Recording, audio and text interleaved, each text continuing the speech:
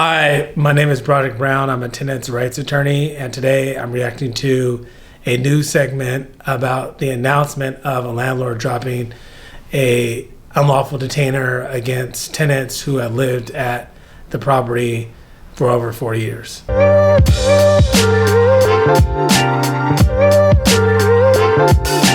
Well, tonight, a successful outcome for a retired San Francisco couple, which faced a possible eviction from their Presidio Heights apartment. Yeah, they've lived in that apartment for decades. This is a story our investigative unit exposed, and now investigative reporter Hilda Gutierrez has the update. Hilda. After we told their story, Ben and Kathy Wong's landlord dropped their eviction lawsuit in court. The couple says they received an outpouring of support, and now they... Anytime you're able to get the local news to pick up a story, it puts a lot of pressure on a landlord because there's going to be pressure from the community. And when the community becomes aware of the story and it makes the news, it makes the newspapers or the news websites, the television, YouTube, X, or Twitter, and social media, it's more likely going to create pressure on the owner of that property. And so if you do have the ability to go to your local news channel to get your story covered, it'll definitely help you in an unlawful detainer context. Can finally say they'll continue making memories in the place they've called home for over 40 years.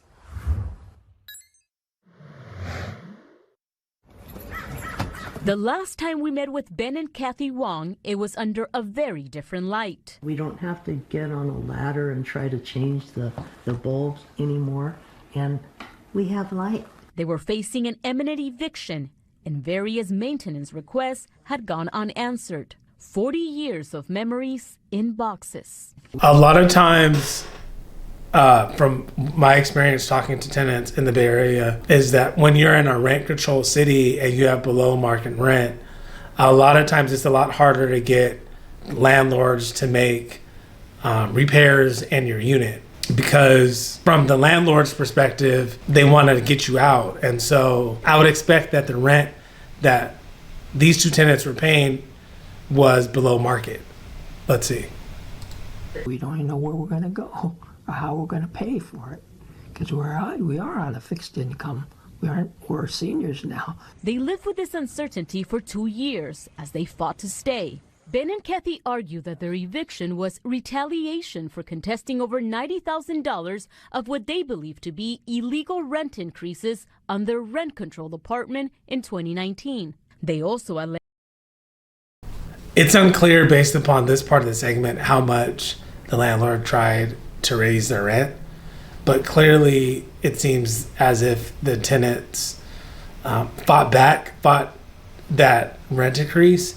And so there's a lot more information that I would like to know, but this is, a 4-minute news segment.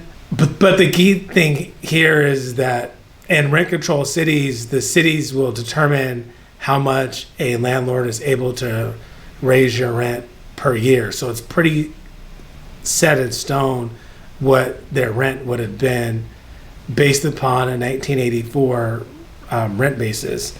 And then you need to go in there and see, were there years that the landlord didn't raise the rent, or were there years that the landlord did raise the rent and banked prior unused rent increases. And so it would be important. It's important just in any landlord-tenant situation that if you're the tenant, you keep good documentation, particularly good documentation as to your rent increases, because you never know how long you will end up staying in the property. And one strategy that I think is helpful is that if you have a lease or a rent increase and you receive physical letters, you can take a picture of those letters and then email those photos to yourself. And if you have multiple email addresses, which everyone should, because multiple email addresses will stop you from being locked out of one email, it decreases the likelihood that you will not be able to pull up those documents. So that's just a hack that I personally use and I recommended my clients and other non-clients, people that I talk to do the same thing. Their landlord did not intend to move in and pull the apartment off the rental market, as he claimed. So, in the city of San Francisco, landlords are allowed owner move-ins. What that means is that the landlord's saying that I need to evict the tenants because either I intend to move into the property, or depending on the local statute, some local statutes allow for close family members, like mother, dad, sons, daughters. We could breathe.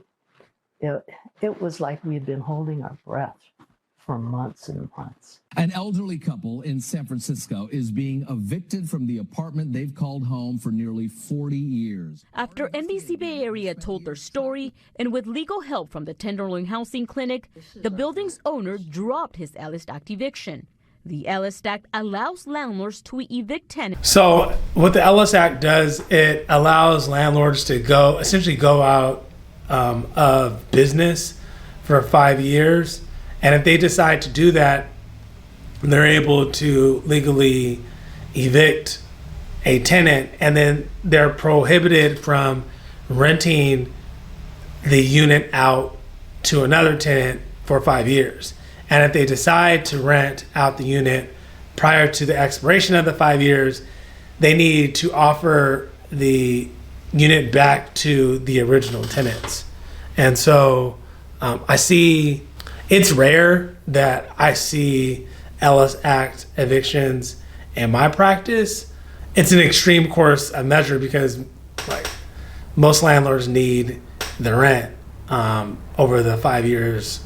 And if they're claiming that, from my experience, it's usually against long-term tenants who have below market rent. And one of the avenues that the tenants have is that you can argue that they're not using the Ellis Act for a legitimate business reason. They're using it for retaliation or a non-business reason. So those are typically the defenses that I've seen.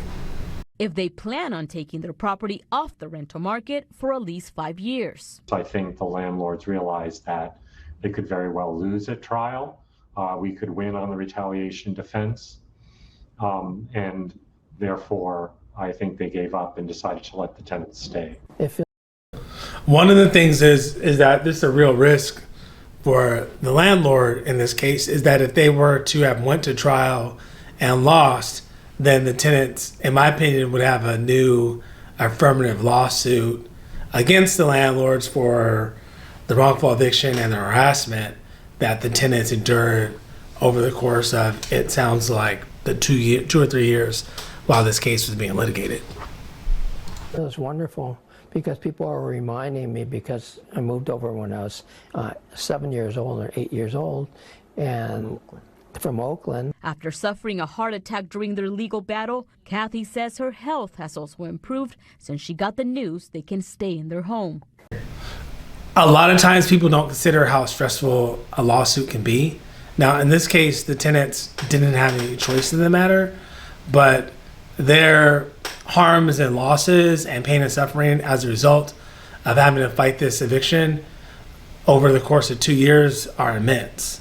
And I believe them when they say that it created a lot of stress and a lot of impact on their daily life. It actually makes me think of a quote from the singer Nina Simone. And Nina Simone said, she was asked what freedom is to her. And what she said was, freedom is no fear. And when you're a tenant facing a eviction, especially when you're a tenant facing, in my opinion, a wrongful eviction, and you've lived there, in this case, for 40 years, that's a real fear that you may lose your home. And as these tenants said earlier in this news clip, they were on a fixed income, and there's probably no way that they would be able to rent the same size apartment within the city of San Francisco for the amount of rent that they were currently paying. And that would be extremely stressful because they would be looking at moving in with relatives, possibly ending up on the street, or living a lot farther out and moving into a new community while they're senior citizens. So while this pending litigation was going on, in my opinion, they were not free. And so hearing her talk about this, I completely agree with what she's saying right here. Because when you're holding your breath for almost 5 years, it's really hard, to wake up and not think that it's a dream. And that's that fear. And if you're in fear all the time, then you're not really free. And I truly believe that, and that's a profound quote by Nina Simone. I'll tell you what freedom is to me, no fear. It's a great video, it's a short video too. That's what it feels like, a dream. Recently, Ben and Kathy shared their journey with the San Francisco Board of Supervisors as part of a status report for the Tenant Right to Counsel program, which funds Collier's office and secures free legal representation for renters facing evictions. Despite its 92% success rate, Collier says the program's funding is currently at risk as the city faces a budget shortfall. And unlawful detainer courts, the county and or state should provide free legal services to tenants, particularly free attorneys. And whether the county subsidize local nonprofits or they allow for almost like a public defender type office to help tenants out in unlawful detainer cases. Because sometimes I'll see after the fact tenants who had really good cases and defenses against an unlawful detainer, but they go into court unrepresented, and then they end up losing on like technicalities when the landlord had an attorney and they didn't. And if they had an attorney, they wouldn't have lost on the technicality. It costs about $6,000, a little over $6,000 a case to fund the program, and it costs, well in excess of $20,000 to provide services to someone who's homeless. So it's definitely a significant savings and stops homelessness. The Wongs and their attorney urge renters to keep good records. We're just so thankful for. That's literally the best thing that a tenant could do. Is the better your documentation, the better your case is, particularly the longer you've been in your home. And because a lot of times people won't remember what happened on random dates. If I were to ask you, or you were to think to yourself, what happened on April 13th, 2017, chances are you don't remember that. But if you keep your documentation, emails, text messages, letters, receipts from the property management company or your landlord, we don't have to rely on your memory, we can rely on the document. And so the better records that are kept, including leases, photographs, receipts, invoices, etc., the better your legal counsel can defend your unlawful detainer or help you in an affirmative case against your landlord. All of you. We're so grateful, so grateful. Yes. The Wong's landlord did not respond to our request for comment. Collier says Ellis Act eviction cases are very complicated and require a lot of paperwork. Most of my cases are in Alameda County, and here in Alameda County, we have a lot of free resources for tenants that are facing unlawful detainers. Central Legal, Oakland Eviction Defense Center. In San Francisco, I know they have San Francisco Eviction Defense Center. It sounds like they have this program in the Tenderloin. There's probably a couple others in San Francisco. Central Legal also covers Contra Costa County. And I'm seeing more organizations that are providing tenants with legal services, free legal services to fight an unlawful detainer. And I think that is a great thing. My office, we handle affirmative cases against the landlord. So earlier in the video, they discussed some habitability issues that they were facing. Those are the type of cases that we take. If you are dealing with harassment from your landlord, habitability issues, if you think that you are living in an unpermitted unit, please contact my office. You can visit our website at fightslumlords.com. Thank you so much. If you made it this far in the video, Let's put a 91 in the comments. Thank you so much. Bye.